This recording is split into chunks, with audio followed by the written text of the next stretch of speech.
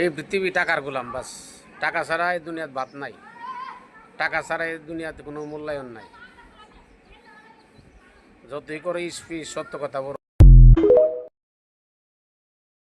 আলাইকুম আমার friend follower, দেখেন এটা আমি যে একটা জমি আপনাদের দেখাই সবসময়, এটা আমি নিজে করছি।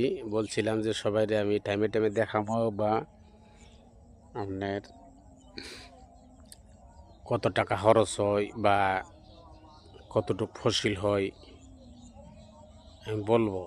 তো আসলে ধানটা বাইর হইছে এবং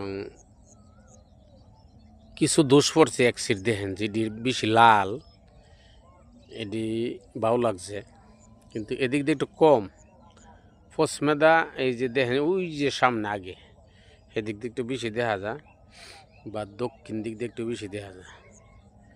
আর হেতে সিস্টেমটা আলাদা, দেখছেন নি? অন্য অন্য জমির থেকে এটা ধান ওই আরেকটা, এটার আমাদের এলাকা 28 ধান বলে।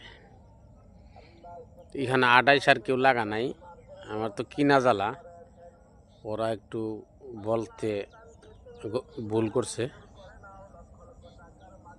সবাই লাগাইছে কাটারি ধান 28, 88, আর আমার এটা দিয়েছে শুধু 28। ধানের অতটুকু পার্থক্য হয়েছে, এই ধানটা কেউ এখন বর্তমানে লাগানা, এই বাউর দুষ্পেরা জায়গায় এই হিসাবে লাগানা। আমার লাগানোর পরে অনেকে বলছে যে ধানটা যে লাগাইছো এটা তো বাউর দুষ্পেরা যা, আসলে বুঝতে পারি নাই। ওই হিসাবে কিছু পশ্চিমেদা প্রায় অধিকাংশ দুষ্পড়ছে, আর এই দিকটা আপনার এক সিট। আচ্ছা যাক, কিছু মতো যা আছে তা আল্লাহর কাছে শুক্রিয়া আদায় করি। সমস্ত কিছুর মালিক হচ্ছে আল্লাহ।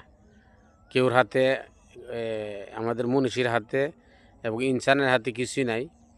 সৃষ্টিকর্তার কাছে সব। সৃষ্টিকর্তা ভালো মন্দ বুঝে, হয়তো এটা দিয়ে আমার অন্য আর একটা বালা মুসিবত থেকে এই বাঁচাই রাখতে পারে। দেখছেন নি?